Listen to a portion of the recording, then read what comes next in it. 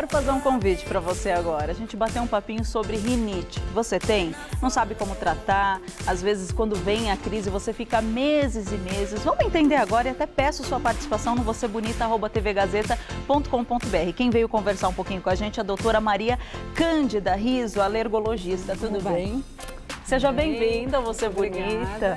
Muito bom falar sobre isso, porque muitos brasileiros têm esse tipo de problema. Primeiro, eu gostaria de esclarecer, até para quem está em casa, o que é a rinite? Então, a rinite, ela é uma doença crônica, inflamatória crônica, da mucosa do nariz. E ela acomete, assim, por volta de 25% das nossas crianças escolares, para a gente ter uma ideia da 25%? Prevalência dos casos de rinite, que é muito alta, né? Nossa. Então, nós temos estudos feitos no Brasil, em vários locais do Brasil, mostrando essa alta prevalência. E isso é muito importante porque ela, apesar de não ser uma doença que leve a óbito, ela é uma doença com uma prevalência muito alta e que tira a qualidade de vida das pessoas. Como as pessoas que têm rinite sabem disso, né? A dificuldade que é conviver no dia a dia, acordar espirrando, aquele nariz entupido na hora de dormir, Principalmente quando vem a crise. Isso. Nós temos vários tipos de rinite? Temos vários tipos de rinite. A rinite mais frequente é a rinite alérgica, né? Que eu acho que vale a pena a gente focar um pouquinho mais, que né? A maioria tem. E que acomete muito a faixa pediátrica, né? Então, geralmente, quem tem rinite alérgica inicia os sintomas na infância. Né? Tá. Então, para quem tem rinite alérgica, ela inicia lá quando a pessoa é bem novinha, bem menininho. Então, geralmente a gente tem o que a gente chama de marcha alérgica, que os primeiros sintomas, geralmente de alergia, acontecem em pele, depois disso, então, acontece em pulmão e depois em nariz. Tá? Nariz e olho. Então, a pessoa vai crescendo e vai mudando o seu órgão de alvo, vamos dizer assim, o seu órgão-alvo. Como que a pessoa diferencia rinite de sinusite? Na realidade, a rinite e sinusite, elas acontecem concomitantemente. Tá? Então, a gente chama hoje em dia de rinocinusite alérgica. Não é nem mais rinite, é rinocinusite. É uma mistura de tudo. Uma mistura realmente, porque é difícil você ter uma rinite e não ter um acometimento dos seios da face, que nós temos aqui cavidades na nossa face. Um acaba puxando o outro. Uma coisa acaba acometendo outra, né? Então, assim, isso é que é importante a gente saber. E ela é uma doença que ela é geneticamente definida, tá? Então, a gente tem que ter uma predisposição alérgica para você desenvolver uma rinite, mas a gravidade dela, aí sim, vai depender de vários fatores externos que a gente possa ter durante a vida, cuidados ambientais, por exemplo, né, que a gente pode até dizer algumas coisas que eu acho que é importante, né? Mas para quem não tem a genética, não pega não rinite? vai desenvolver rinite. Tá bom. Tá? Pode desenvolver outras formas de rinite, mas não a rinite alérgica. Não alérgica. Isso. Tá, lembrando que tem vários tipos de rinite, como nós falamos. Tem a medicamentosa, não tem? Tem rinite medicamentosa e outras formas de rinite que é importante a gente até também citar, né? Por exemplo, a rinite medicamentosa. São pessoas que têm um hábito de utilizar alguns medicamentos no nariz, que são aqueles medicamentos que causam um alívio imediato para a respiração. Mas só está disfarçando. Só está disfarçando, não está tratando o problema. E o próprio medicamento pode ocasionar problemas e ela se tornar crônica por esse motivo. Né? Tá. Existe uma outra rinite que se chama rinite vasomotora também, que não é alérgica, e que são pessoas que sofrem muito, por exemplo, em ar-condicionado, mudanças bruscas de temperatura. Tem pessoas que estão, por exemplo, deitadas na cama e que quando vão levantar, só de pisar no chão frio, começam a espirrar. Então, mudanças do calor para o frio, do frio para o calor muito bruscas, podem ocasionar sintomas também. Nós temos uma foto, já pode colocar para a gente ilustrando e batendo um papo sobre ela. Coloca aí. Então. Essa foto aqui, na realidade, é para nos lembrar que existem várias outras patologias que cursam junto com a rinite alérgica, né? Por exemplo, a asma, a conjuntivite alérgica também, a sinusite, como eu falei para vocês, né? Vários acometimentos em outros sistemas que são concomitantes, muitas vezes. Otite também. Otite, e não é aquela otite aguda, que a criança, por exemplo, tem uma dor aguda e tem febre, por exemplo. É outro tipo de otite. É uma otite que se chama otite secretora, é uma otite crônica que vai devagarinho e que vai diminuindo a audição da criança, por exemplo. Tá? Em casos crônicos de rinite não tratadas. Tá? Isso é bom deixar claro. Bom, a gente explicou bem o que é rinite, a diferença de sinusite. E agora o que fica muito mais interessante, eu acredito que a maioria, como a gente tinha falado, tem rinite alérgica. Como que a gente faz para evitar, para conviver bem com os sintomas? Porque eles vão e aparecem. Eles vão embora, aparecem do nada e cria aquele desconforto, como você tinha falado. Isso é. A gente tem que, na realidade, a rinite, como a asma, por exemplo, não tem cura, mas tem tratamento, né?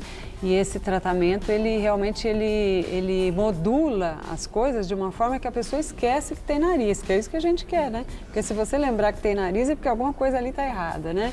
E dentre esses tratamentos, existem os tratamentos não medicamentosos, como são feitos? Que na realidade são com cuidados ambientais. Então, por exemplo, dentro da sua casa, como a gente sabe que o principal alérgeno envolvido na questão são os ácaros da poeira doméstica, que são bichinhos invisíveis, né, da classe dos aracnídeos, que andam na poeira doméstica e penetram as vias respiratórias da pessoa. E o local onde é mais frequente a proliferação desses agentes é na roupa de cama e nos colchões. Então, esses ácaros, eles fogem da luz e eles gostam do calor do nosso corpo, né?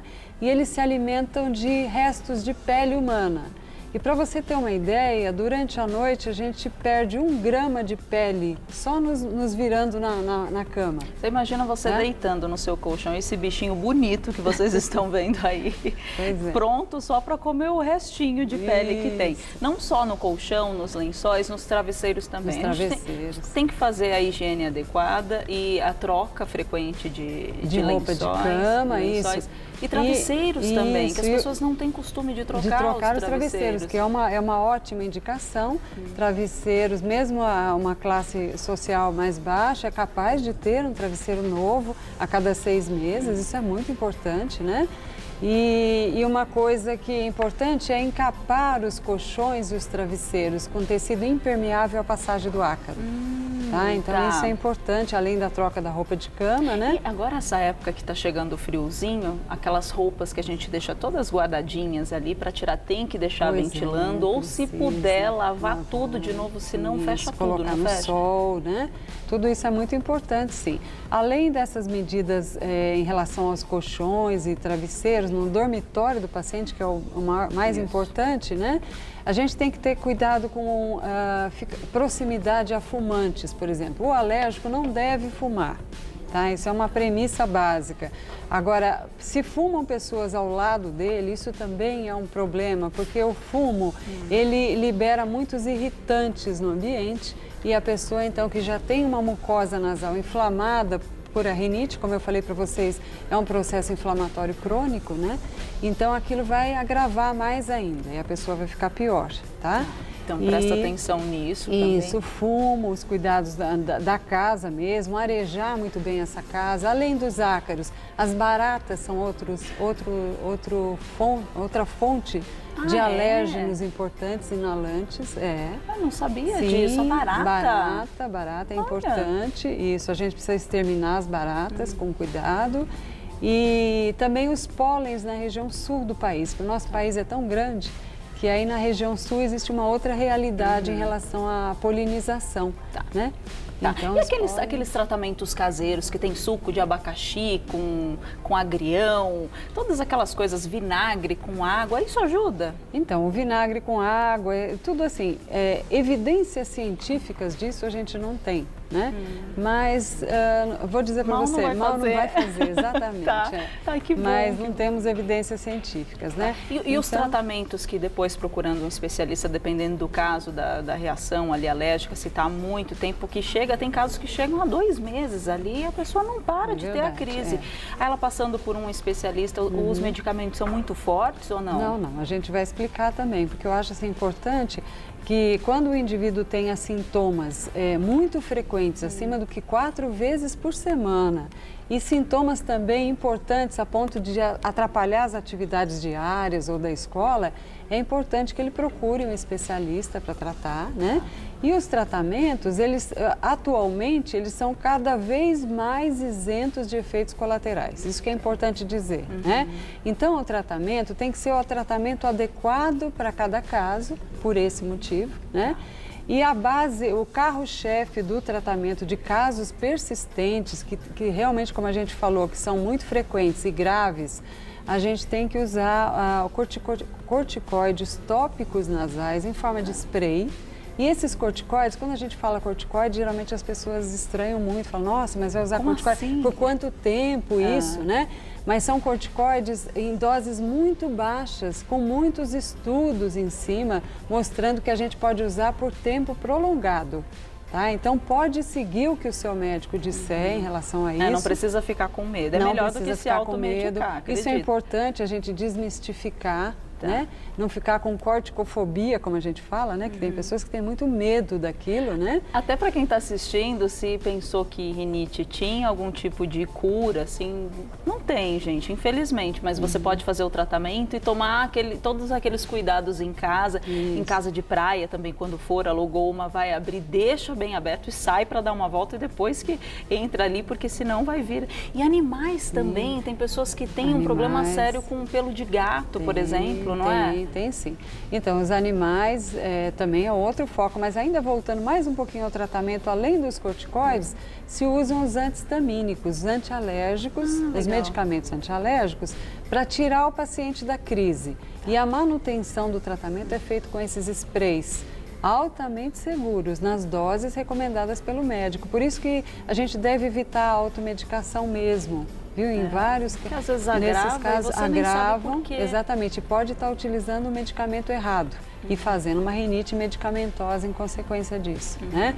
Agora, em relação aos animais, é outra fonte aí de alérgenos, né? Eu falei dos ácaros, que são os mais importantes, as baratas, e agora os animais domésticos, né? Então, os animais domésticos, eles podem sim ser uma fonte de alérgenos capazes de causar uma sensibilização alérgica na pessoa e a pessoa, então, desenvolver os sintomas, tá? Mas não são todas as pessoas que vão desenvolver esses sintomas aos animais domésticos. Então, isso é muito importante, porque tem crianças que têm lá o cãozinho de estimação, o gatinho de estimação, e não é porque ele tem rinite que ele não vai poder conviver com aquele animal. Não é bem por aí. Não é bem por aí. Então, cada caso é um caso e que deve ser verificado pelo médico. Não, mas ficou muito esclarecido. Se você tiver dentre aquilo que a gente falou, daquelas crises excessivas de mais de 2 meses, só procurar um especialista. Caso não, se a sua rinite alérgica ela é eventual, você pode fazer aquele tratamento de cuidar. Você é só cuidar da sua casa, sempre trocar os lençóis e tudo mais, que a gente meio que já sabia disso, mas é bom refrescar a memória, não é? Doutora Maria, muito obrigada pela sua participação. É tão rápido, eu não falei para você. Pode passar seu contato para a gente, que é do LinkedIn? Não, meu contato, na realidade, eu tenho LinkedIn. Isso, se vocês quiserem entrar em contato é pelo LinkedIn, www.linkedin.com/maria-cândida-riso. É isso? Isso. Então tá bom, tá certo. Obrigada. Obrigada. Me dá um beijo. Obrigada pelo esclarecimento. Muito obrigada. Pra gente respirar.